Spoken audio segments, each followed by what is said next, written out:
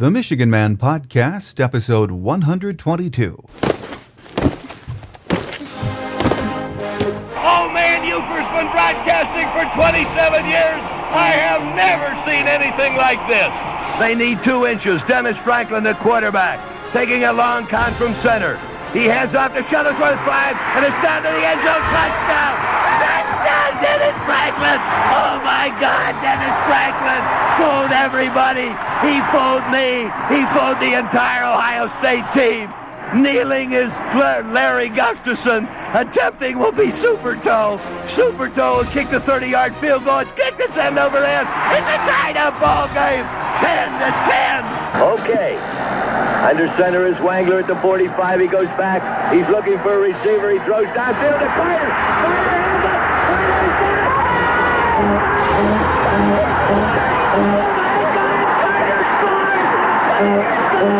Oh my God! Carter scored. Look at those Wolverines. 95 Wolverines going in the end zone.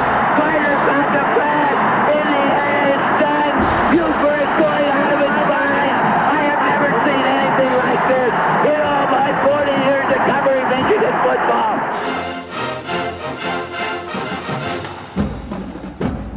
This is the Michigan Man Podcast. On GBMW Go Blue, Michigan Wolverine. For Wolverine fans from coast to coast.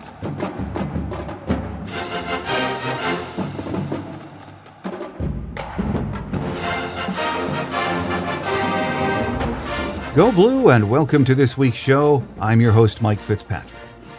Well, last week I said that this Alabama team is where we will be in 2 years. We just aren't there yet. Saturday's opener, while an eye-opener for many of we Wolverine faithful, can also serve as an outline of how you build, or in our case, rebuild a program. Coach Saban, keep in mind, has stockpiled talent on both sides of the ball with the number 1 recruiting classes in the land 4 of the last 5 years. That was what we saw Saturday night. It wasn't so much that we were missing Fitz-Toussaint or that Coach Borges' game plan lacked vision, or even that Coach Madison's defense suddenly collapsed. What we saw was a bigger, faster, more athletic, and deeper football team. Coach Hoke is taking us in that direction, but keep in mind it's only his 2nd season. There are far better days ahead. Let's keep that in mind as we prepare for the home opener and the rest of this long season. On our Michigan Rewind segment today, we will be joined by Michael Spath, Associate Editor at the Wolverine, for a look back at Saturday's disappointing opener. Then we'll throw the Bama game in the trash bin and look forward to the home opener this Saturday with the Air Force Academy Falcons. Beat writer Frank Schwab from the Colorado Gazette and Yahoo Sports will give us the lowdown on this week's opponent. Then Michael Spath will return on Michigan Gameday with his thoughts on Michigan's big bounce-back game. But first, let's start as we do every week with our view from Section 17, a look at headlines of interest to Wolverine fans from coast to coast. Usually we start off this segment with a look at the stat sheet from the previous game. I think most of us are already aware that we didn't muster much on offense, and the defensive numbers weren't much better, so let's forego that this week. At his Monday presser, Coach Hoke said it was important to look at the mistakes the team made on Saturday and learn from them. I think his most important point at the presser was that you can't let Alabama beat you twice, meaning what's done is done.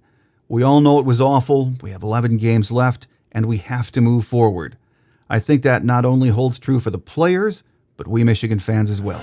So with a few days behind us and time to digest what we saw on Saturday night, let's join Michael Spath, Associate Editor from the Wolverine, and get his thoughts on what went down in Dallas Saturday night. That's next on our Michigan Rewind segment, here on the Michigan Man Podcast on GBMW Go Blue, Michigan Wolverine.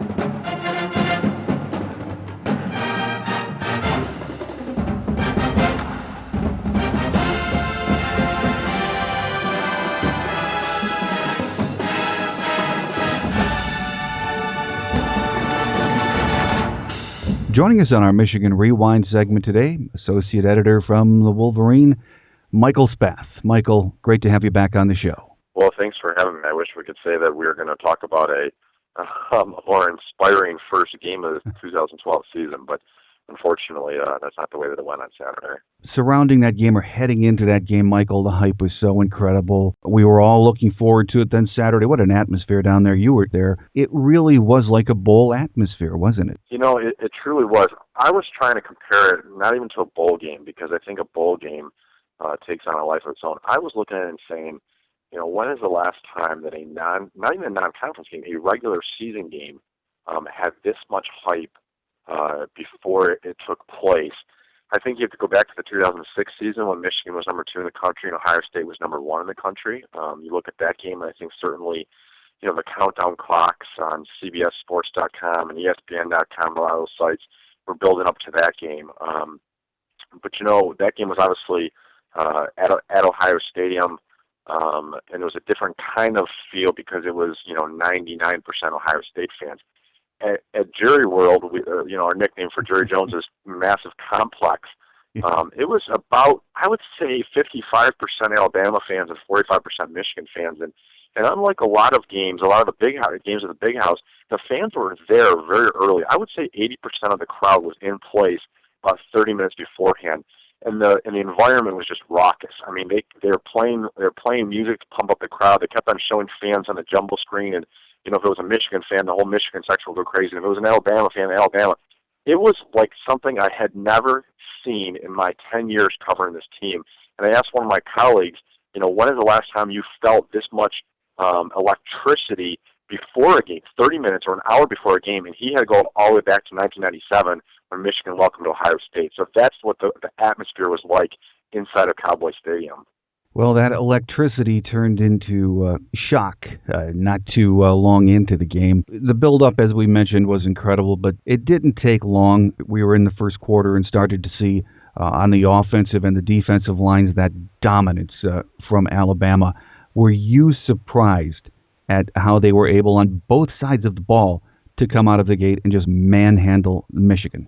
You know, yes and no. I mean, we'd heard obviously a lot about this team. We saw them smother LSU, and even though they were, you know, a year ago in the BCS National Championship game, and even though there were a lot of pieces that from that defense that graduated and moved on, you know, you still had to have great respect for Alabama, and you know, on both sides of the ball. Obviously, on the offensive side of the ball, there were 3 preseason All-Americans this season coming into this game, and there was talk that, you know, it was the best offensive line in the country. So, you know, it in a world where everything went right for Alabama, that was the kind of performance maybe they were expecting. I think the disappointing part on Michigan's side was that, you know, Brady Hoke always preaches toughness on the line of scrimmage, being physical, playing with heart and intensity. And Michigan really got out-toughed in this game. Its defensive line got pushed aside like it wasn't there. Its offensive line, especially the interior, really struggled against Alabama's front 7. So, you know, I guess just in that respect, because what we saw a year ago from this team, you know, down the stretch especially, was an offensive line that was coming together, a defensive line that was coming together, and they could go toe-to-toe with anybody they played in November and towards the end of last season.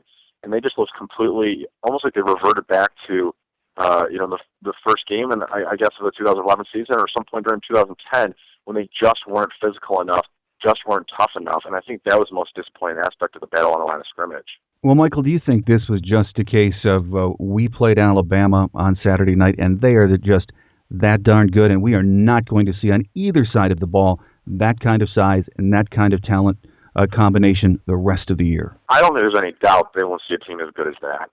You know, Michigan State has a very good defense, and it's probably the most physical team they're going to see on the schedule the rest of the way. Ohio State could be, you know, in that grouping too.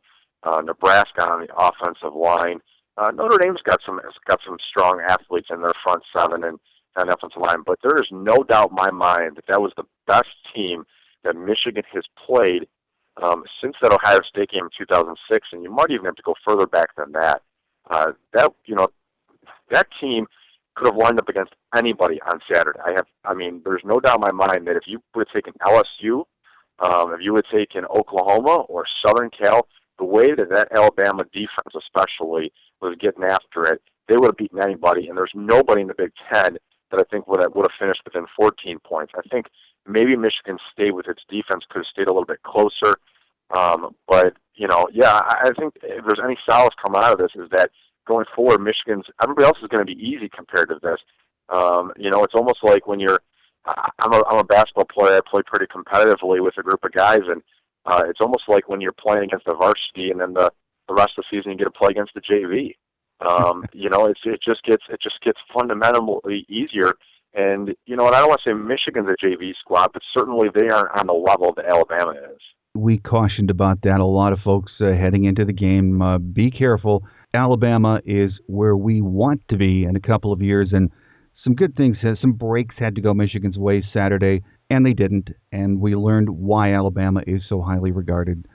Just an outstanding football team. Let's talk about some of the offensive strategy on Saturday. When the game started and Vincent Smith was in the lineup, I thought, okay, well, Vince is going to get a few carries, and then we'll see Thomas Rawls. What was going on, do you think, Saturday that Vincent Smith got the bulk of the carries? That's a question that we're going to ask Al Borges tomorrow at his press conference because, I think everybody has great respect for Vincent Smith. He's consistently regarded as, pound for pound, the toughest guy on the team, but he's not a number one running back. He should never be in a position to be a number one running back.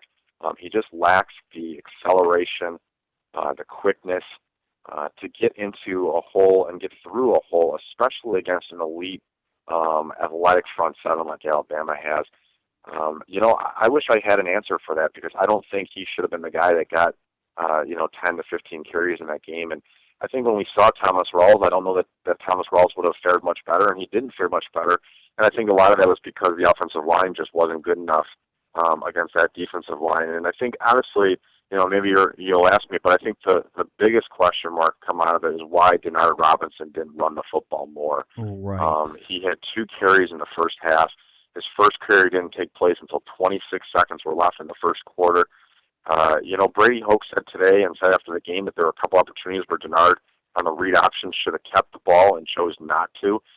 He also said that Alabama's 2 safeties were spying Denard like something he'd never seen before, where, no matter what took place, no matter if it was a play-action fake or the ball was handed off to the running back or he just dropped back to pass, the 2 safeties didn't move.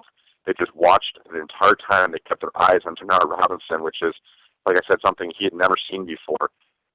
So maybe going into it, they just didn't think that they were going to be able to run successfully on Alabama with Denard. That said, you'd still like the best player, the most electric player, especially with Fitzgerald Toussaint not available in this game. You'd like to see a guy that's the fastest player on your field, has the best decision making, reads the holes the best.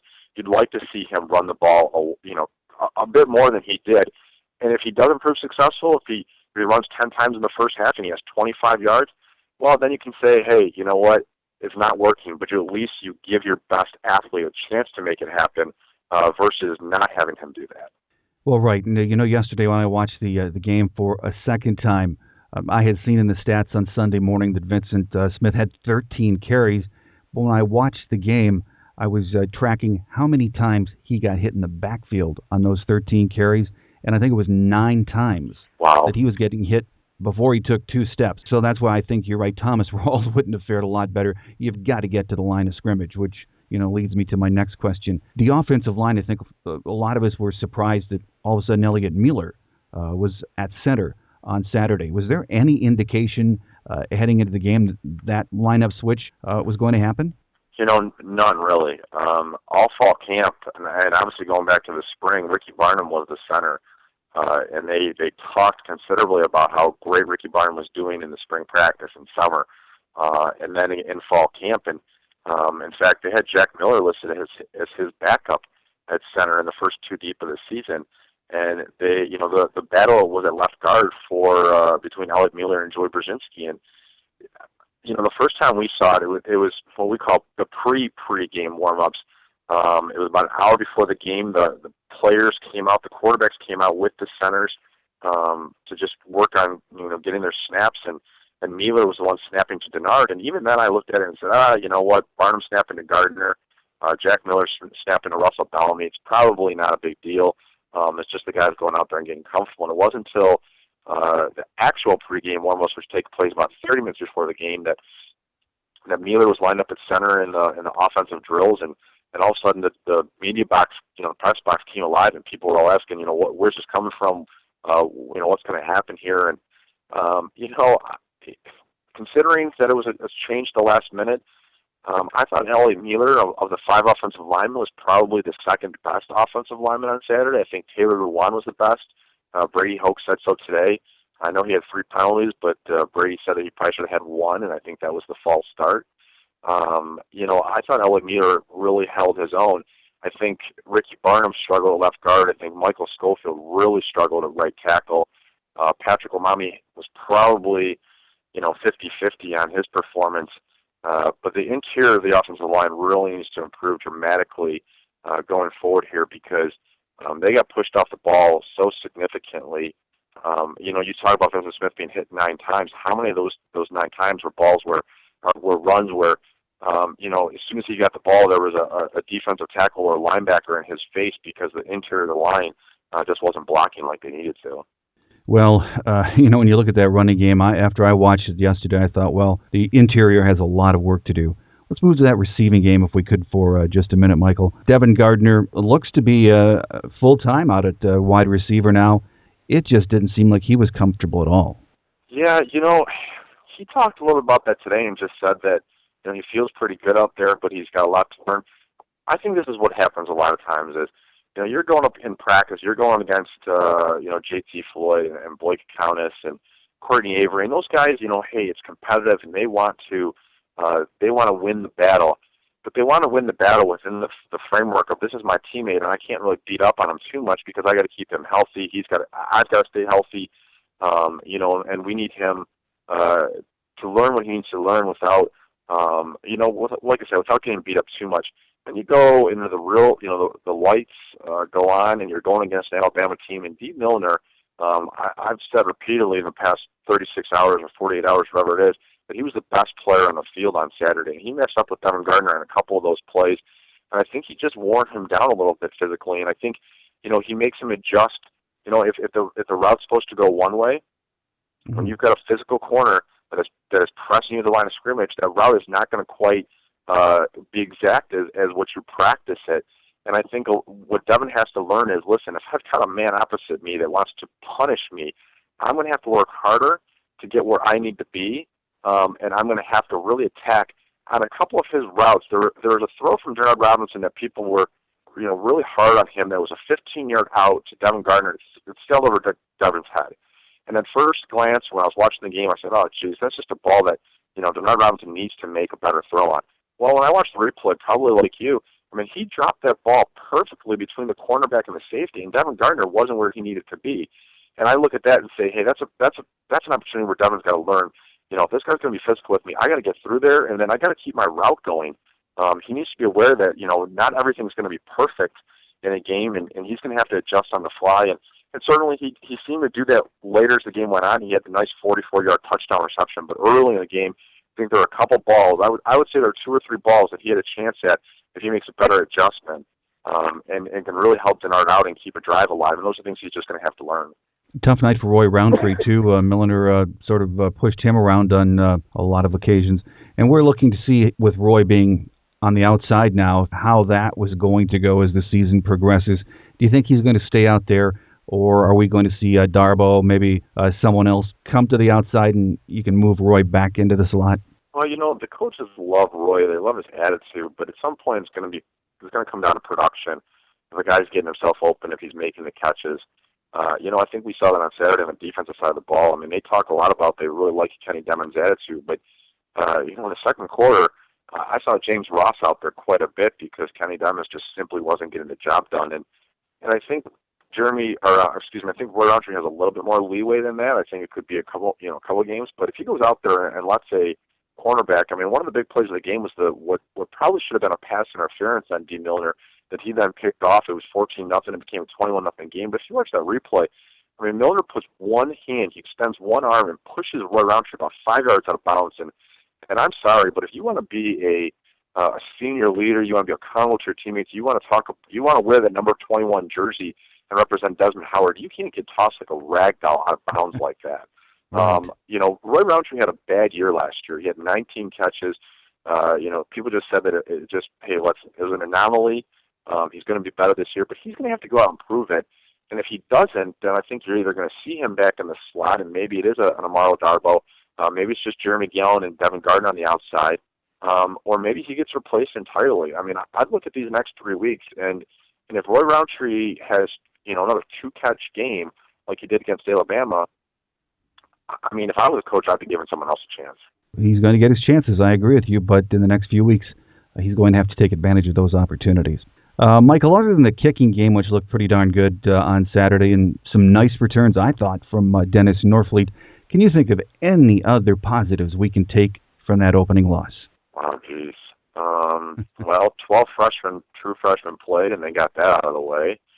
I think a lot of things that we've already talked about with Devin Gardner. I mean, whether or not he had a good game, it was his first game as wide receiver, and he's going to be better off because of it. And I think, Denard Robinson, after the game, he was really hard on himself and said, hey, I didn't make enough plays, and I didn't run the football when I was supposed to run the football. And I think, that determination, that motivation, stuff like that's always going to help. Jordan Kovacs, had probably one of his poor performances in a Michigan uniform. And I think Jordan Kovacs is a great player, and he said afterwards, gosh, I didn't recognize the screen pass. I came up and I missed tackles. And that type of thing, I mean, if there's any silver lining, is that those guys are going to be really ticked off at themselves, and they're going to they've vowed to play better, and they're going to play better because of that experience. I think that's about the only positive you can take out of it, because, when this game was scheduled, they talked about, even last week I was on the radio a couple of times and saying, this is a game where Michigan can make a big statement. And what statement did they make?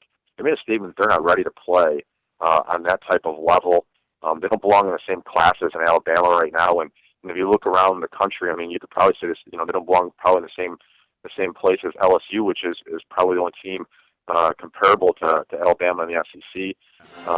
They had a resounding thud instead of a resounding thunder on Saturday. I don't think that's the message Michigan wanted to put forth after that game. And so the silver lining is, it's just that it can't get any worse, I guess, perhaps. Thanks to Michael Spath, Associate Editor at the Wolverine, for being our guest on our Michigan Rewind segment. He'll be back again on our Michigan Game Day segment later in the show with his scouting report on the Air Force Academy. Coming up next, though, on our Visitors segment is Frank Schwab, who covers the Air Force Academy Falcons for the Colorado Springs Gazette and Yahoo Sports. That's right around the corner here on the Michigan Man podcast on GBMW Go Blue Michigan Wolverine.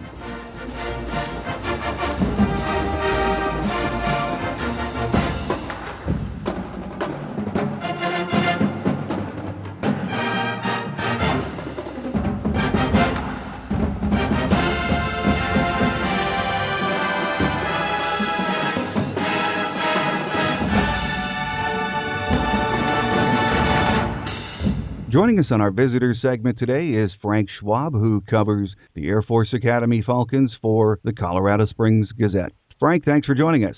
Hey, how you doing today? Doing well, thanks.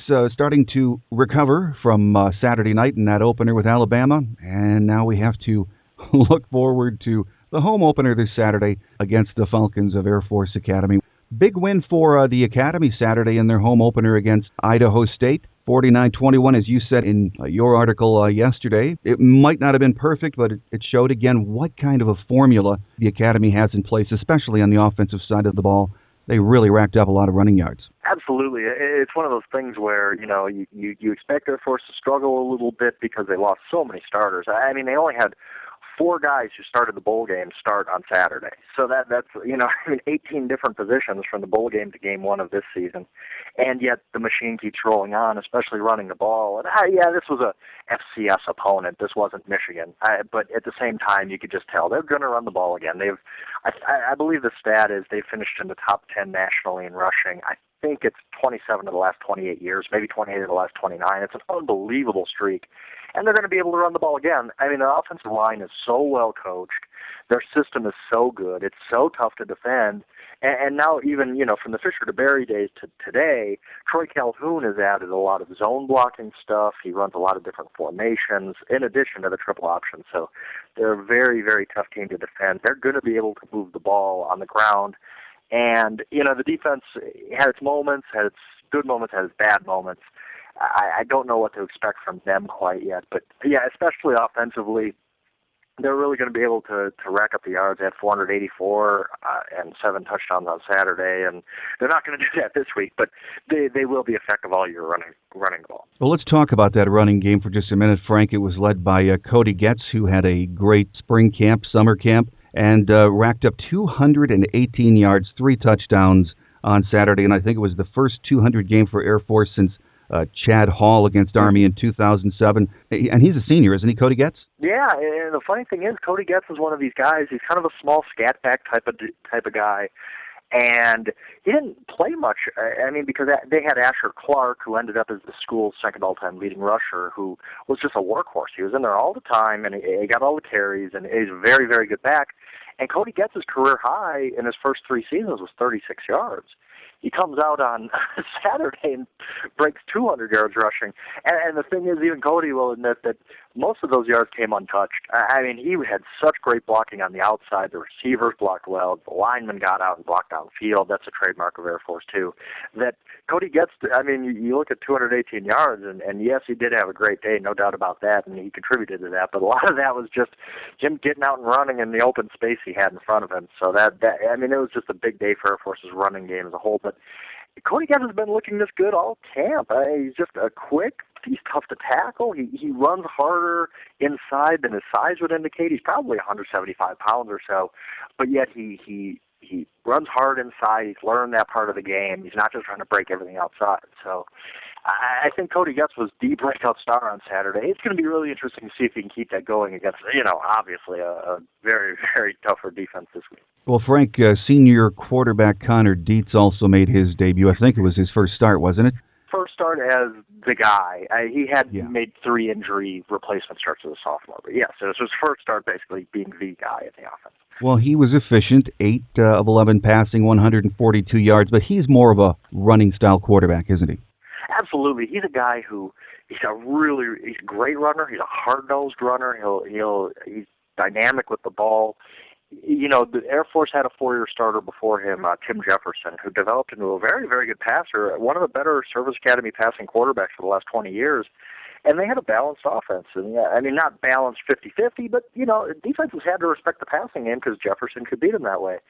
The thing with Dietz, everybody wondered, is he going to be able to pass the ball? Is it going to go back to being, 9 runs for every 1 pass? But yet the first play of Saturday's game, they called a pass, and he completed it for, I think, 18 yards. So that just showed, I think the coaches were sending a message with that first play call of the season saying, hey, the offense isn't going to change. Connor Dietz can throw the ball too, and he did throw really, really well on Saturday. That was the question on him coming in, but the coaches kept saying he's really improved as a passer. He's competent as a passer. He's effective as a passer. We saw a little bit of that on Saturday, and that helps just to keep the defense honest, because when Air Force, when you run as much and get as well as Air Force runs, teams are going to cheat on the run. You have to make them pay. You can't just be completely one-dimensional. And I think Connor Dietz showed that, he's going to be capable enough to take shots downfield and be effective that way. Well, Frank, on the defensive side of things for the Air Force Academy, new first-year coordinator Charlton Warren. Falcons pitched a shutout in the first half, then gave up a couple of big drives to just a pass-happy Idaho State. But overall, so many new starters on that defensive side. Was Coach Warren fairly happy with the D? It really was one of those, to use an old cliche, tale of two halves. You look and you had a lot in the first half there was to like. The coaching staff was happy with what they did in the first half. There wasn't a lot of breakdowns. They played well. They played hard. Idaho State can move the ball. They pass just about every play. It's a very interesting offense, actually. But Air Force did well. I think that the new starters acquitted themselves really well, and they played well. Then they come out in the second half and allow 3 75-yard touchdown drives. So you want to be kind of shaking your head and saying, well, which defense is it? So I think that, you can chalk it up to they were up 28-zip at the half against a FCS team and let down a little bit, and I mean that shouldn't happen, but it does. I mean that's human nature. So Air Force's side of it, they're hoping that what people saw in the first half is really what they're going to bring to the table all season. I think it's going to be, again, it's so hard to evaluate them after one game because the competition gets so much tougher. They're not going to contain Bernard Robinson the way they contained Idaho State. So it's a really, really tough test for this Air Force defense in week 2. It's going to tell them a lot more about where they are as a unit. Well, it's a big win. It's always nice to start off with a resounding victory, 49-21 over Idaho State on Saturday. But you're right, now things change. Things will get a bit tougher this week. Let's talk about this year's team, though. You know, Michigan fans, in preparing for this game and looking ahead, we all know that everyone says when you face the Air Force Academy, you're seeing an offense that runs multiple sets. They are a well-disciplined team. They execute efficiently. As you mentioned in your article, they just roll in new players, and the system just keeps working. And Coach Calhoun said he expects this offense is going to be very, very good this year. So we know it's going to be a tough game to prepare for. Talk a little bit more about some of the other key players. We've already discussed Connor Dietz taking over at quarterback. What a big game that Cody Getz had. Who else can we keep an eye on Saturday that are going to be contributors for the Academy? Sure. They have a really good fullback, Mike DeWitt, who he split time last year at fullback and still put up great numbers. His problem, I think he had 14 touchdowns, 13 touchdowns last year, somewhere in there. His problem was ball security, and he's worked on that in the offseason. He's the kind of guy who can grind out the inside yards, keep the chains moving. He's really good at that. One of their receivers, Ty MacArthur, who plays the X role, which is kind of a hybrid running back receiver. He's kind of in the slot on the wing, and they do a lot of things with him. He actually got hurt on Saturday. He took a huge head-to-head hit. I don't know if he's going to be available on Saturday. That would be a big blow for them. Ty MacArthur he had 4 catches for 78 yards in the first half against Idaho State. He's really kind of their playmaker receiver. This team is thin at receiver. They dealt with, they had graduations. They had a couple guys removed from the team who were expected to have big roles at receiver. They had dealt with some injuries during camp at receiver. So this isn't a team that's very deep at receiver. And then on the defensive end, you got, Alex Means, their outside linebacker, is an all-conference pick. He's a good edge pass rusher. They have their line is young, but I think there's some talent there. And in the back end, their 2 cornerbacks, Stephon Batts and Chris Miller, did have a great camp. These kids they're juniors, but they're playmakers. That's always been kind of Air Force's hallmark of, they want big plays. They want to force turnovers, and they're going to take their shots. And that's one thing that could keep them in the game if they can create a couple turnovers. And these 2 cornerbacks, Stephon Batts and Chris Miller, did have a great camp. And, it just comes down to Air Force can't make many mistakes, and they have to force a couple to stay in this game. Is there any change in style with new coordinator Charlton Warren coming in as the defensive coordinator this year, Frank? And you just mentioned they need to be aggressive. Is that his style to attack? It absolutely is. They had the first 3 years under Troy Calhoun, they had a coordinator, Tim DeRuyter, who is an Air Force Academy graduate who actually went to Texas A&M, and now he's the head coach at Fresno State. And his hallmark was being, all of his guys going downhill, being aggressive, creative blitzes. Lining up in different ways, and the offense kind of never knows where the blitz is coming from. And then, they had 2 years with another coordinator, Matt Wallerstedt, and the sack totals just plummeted. They were almost cut in half. And, I think that people think that Charlton Warren's who was on Tim DeRuyter's staff, is going to get back to that blitzing, aggressive, go make a play type of attitude. He says, Warren is beat into his players' heads, hey, it's not good enough to just be in your gap and do your job. Go make a play. And don't, go get the ball. He doesn't want just read and react. He wants guys flowing downhill. And that's gonna bite them sometimes. They maybe give up some big plays, especially against a team as explosive as Michigan. But they want that attitude of forcing the action, of pressing the action. And maybe, back when DeRuyter was their coordinator the first 3 years under Calhoun, they were phenomenal in turnover margin. And for a team like the Academy, who is undersized, they don't have the 4-star, 5-star recruits, if you can win the turnover battle, you can win a lot of games, and that wasn't happening the last couple of years. So I think they're trying to get back to that style of ball where, maybe they give up a few things because they're so aggressive, but they want to really press the action and make things happen on defense. Well, looking ahead to this Saturday, Frank, we Michigan fans got a good look at our team against Alabama, an incredibly good Alabama team on Saturday night. So I guess depending how you look at it, it's either a good week to play Michigan or a bad week. We don't know how the team is going to react to that kind of a loss. It wasn't just a loss. It was a pasting by the number 2 team in the country. What do you think, after having maybe seen a little bit of that game, that Air Force has to do to be successful from an offensive perspective against that Michigan defense? Well, I think more than anything, they just have to play their game, and they can't make any mistakes. They just can't turn the ball over. It would be just a killer. They need to win a turnover battle. I mean, that's obvious in just about every game, but even more so in this one.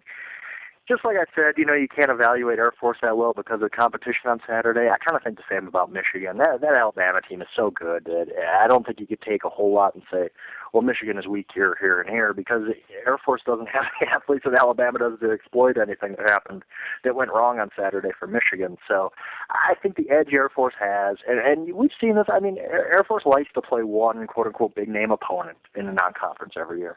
And we've seen it before, especially 2 years ago against Oklahoma, where the offense you play is so unique and different. Michigan's not going to see this offense again, maybe for years and years until they play one of the service academies again or Georgia Tech. So it's just not something you prepare for ever. It's not something you worry about. I mean, when Air Force went to Oklahoma, they ran for more yards, I think it was 351 yards, than a Bob Stoops team had ever given up. And after the game, the coaches and players said, we're just going to basically throw this film in the trash and never watch it again because we can't get anything out of it. We're never going to play this offense again.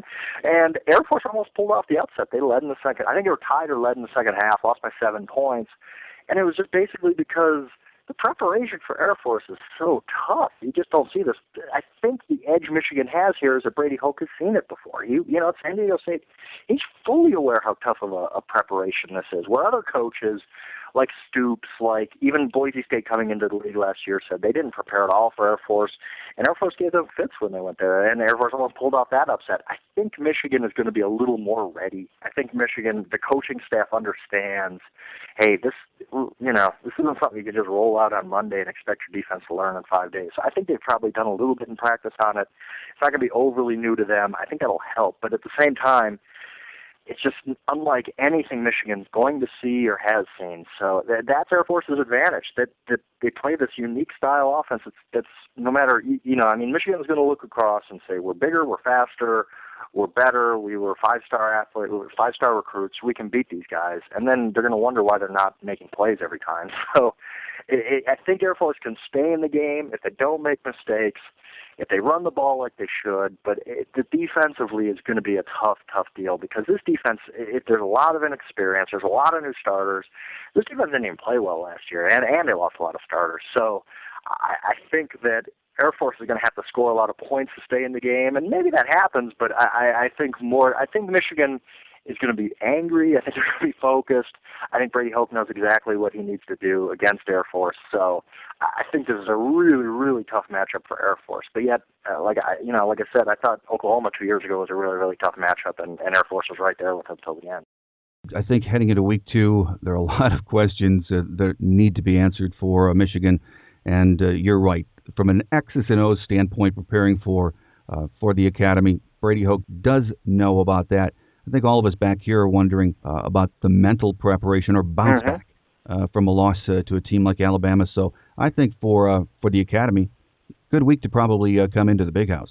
It probably is. It could be. It could go one of two ways. I saw this last year at TCU. TCU went to Baylor, and I guess we didn't know how great Robert Griffin was at the time. I think everybody knows he's good, but not great. And Baylor beat them 52-45 or whatever the final score was.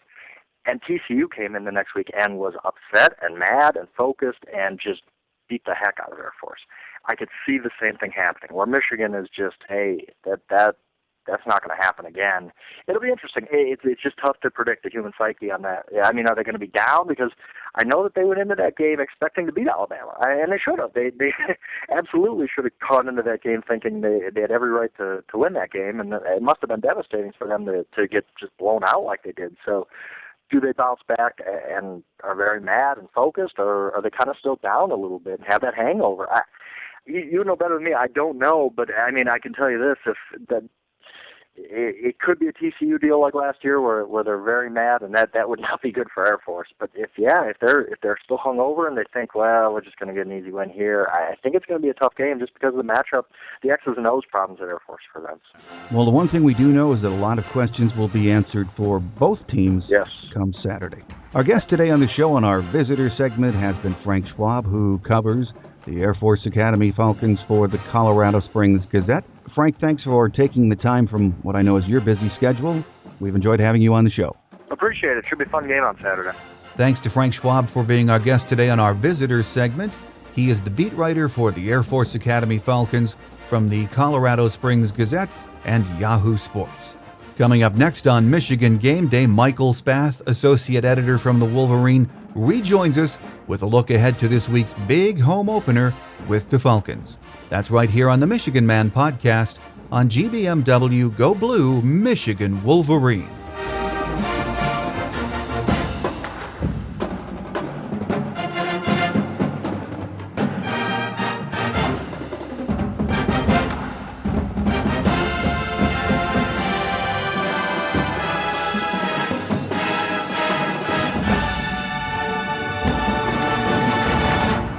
Our guest in our Michigan Game Day segment today is Michael Spath, who's the associate editor over at the Wolverine. And Michael, let's look forward then to the big home opener this Saturday against the Air Force Academy. As far as the injuries at Monday's presser, Coach Hoke talked about we have 3 injuries right now. Blake Count is out for the season. Taylor Lewan, is he maybe going to be ready to go Saturday? I think he'll play. There was talk on Saturday that if the game was close, if it was a 4-point game, a 3-point game, a 7-point game, he would have gone back in there. So he should be good to go. And then the third one is Brandon Moore, the senior tight end. He also had his leg rolled up on a special teams play, and he's going to be out this week. Well, Air Force rolls in after a 49-21 win over Idaho State on Saturday. We always hear that this team, because of its multiple formations, is a very, very difficult team to defend, and we've seen that in big games. They've given people fits. This team is tough to prepare for, but especially in a big bounce-back game for Michigan like this. Yeah, the one thing I could compare it to, and actually my column this week, and you can look for it later on Thursday, talks about how difficult it is as a defender when you're so focused on one opponent for the entire offseason, and then you have to face an opponent that the second week that is completely different. If you go back to 1999, Michigan opened the season with Notre Dame, a kind of a traditional Notre Dame offense, and then the following week they played Rice, which also ran the triple option. And they beat Rice because that's what you do. You're a far more athletic, superior team in terms of talent, and you beat Rice. That said, this Air Force team, really knows how to just really clicks together, and they've been doing it for a while under Troy Calhoun. I think it's going to be a tremendous challenge. I expect Michigan to come out on top, but its front seven is going to have a difficult day. I can really see Air Force putting a scare into Michigan, and the 110,000 at the Big House just going, oh geez, worried about an 0-2 start. I think at the end of the day, though, what's going to happen is Michigan's offense is just going to be too much for Air Force's defense. I think when you get into some of these games with the service academies, that run some of the gimmick offenses, a lot of times they can put up points of their own, but they can't stop you. And that's going to be the biggest mismatch that works in favor of Michigan on Saturday. Do you see Michigan bouncing back big time in this game, though? I think that's a really good question, because I think mentally, where are they? Are they, it's one thing to lose to Alabama on national television. It's another thing to get throttled like they did, and to be so disappointed in their own personal performance and questioning, why didn't we play well? Why didn't we, execute like we needed to? I think they will bounce back, but I think that first quarter could be a little bit of a struggle as they gain some confidence on both sides of the ball. I think at the end of the day, they'll be feeling a lot better about themselves, but I think it'll really take until the third week of the season when they play a bad Massachusetts team for them to really kind of run up the score on somebody and start to feel good. And the good news is that if that happens, it happens right before they go on the road to play Notre Dame. But I think it's going to take, I think it'll take maybe the entire game on Saturday, and maybe all the way until that third week against UMass before this team is really, feeling 100% about themselves. Michael, at Brady's presser on Monday, did he talk about Fitz Toussaint starting, or are they just going to ease him back or into action, or do we even know? They said he's going to play, and I got to believe after watching Vincent Smith and Thomas Rawls and the performance that they had on Saturday, that if I was Brady Hoke, I think Fitzgerald Toussaint will be starting on Saturday. And you know what? I really would be surprised if he's not, because he's paid his price internally. He's now set out a game. Brady Hoke's not the kind of guy that holds grudges. I think he knows. Well, listen, I've punished this kid. I've shown him consequences. At this point, we have to do what's best for the team, and what's best for the team is for Fitzgerald Toussaint to be the starting running back, because he is the guy that can go for 100 yards. And, I don't know that. I mean, we talked about how many times Vincent Smith got hit in the backfield. I don't know that Fitzgerald Toussaint makes a big difference at Saturday, but the one thing he does have is he has incredible acceleration. He also has outstanding vision, and he can make guys miss. So maybe he's seeing a defender very quickly also, but maybe he makes that first guy miss, and then he hits the hole, and instead of getting 1 yard like Vincent Smith was getting, he gets 3 or 4 yards just because of that ability to deke a guy. And I think on Saturday, gosh, if they would have had 4 yards on their first down runs or their second down runs, that would have made a significant difference over getting 1 yard and always being in a second and long or a third and long. Well, big bounce-back game Saturday, 3:30 kickoff at the Big House, and we shall see if there's any kind of an emotional hangover for Michigan. It's going to be fun. Michael Spath has been our guest today. He's the associate editor at the Wolverine. And as always, Mike, it's a pleasure to have you on the show. All right, well, thank you very much for having me, Mike. Great as always to have associate editor Michael Spath from the Wolverine on Michigan Gameday. Coming up next, we wrap it up on today's show with Wolverine Quick Hits here on the Michigan Man podcast on GBMW Go Blue, Michigan Wolverine.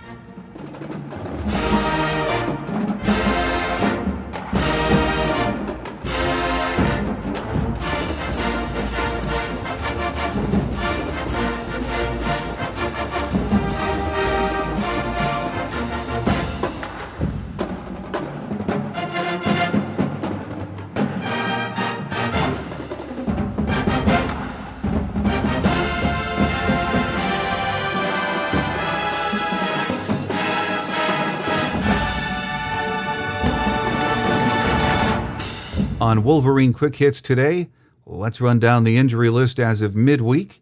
Sophomore Blake Countess is done for the season with a torn ACL. Courtney Avery will be starting, at least for now, at that corner.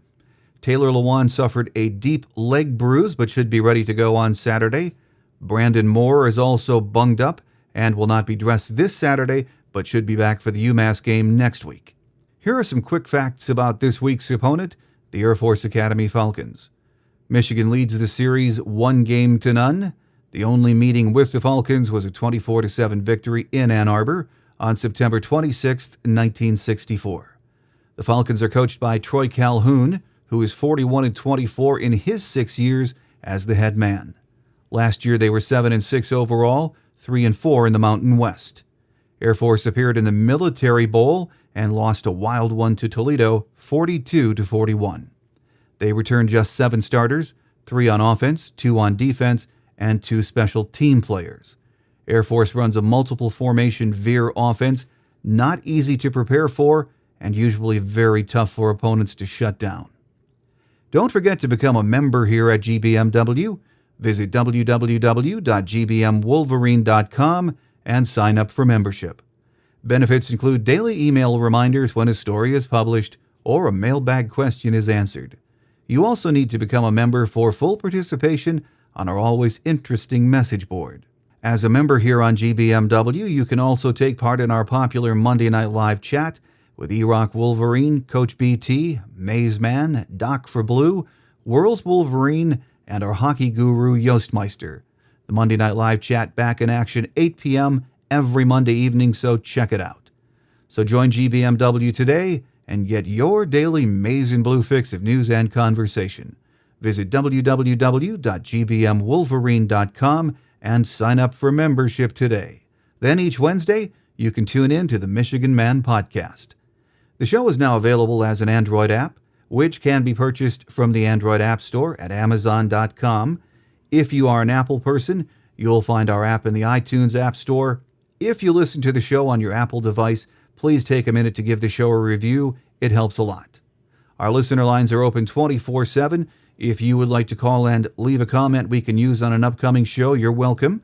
Our number is 313-263-4842. Whatever's on your mind, football, basketball, recruiting, hockey, just give us a call, state your name, where you're calling from, and then give us your opinion. If you would rather not leave a voicemail, but still have a comment or suggestion for the show, just email us at the Michigan Man Podcast at yahoo.com. I welcome your thoughts and opinions on anything maize and blue. Thanks again to our guest today, Michael Spath, the associate editor at the Wolverine, and Air Force beat writer Frank Schwab from the Colorado Springs Gazette. Kickoff for this Saturday is set for just after 3:30 p.m. on ESPN. We'll be right back here next Wednesday to recap the home opener and look forward to another visit from UMass next weekend. Until then, let's follow the lead of Team 133 and Coach Hoke. Alabama is history.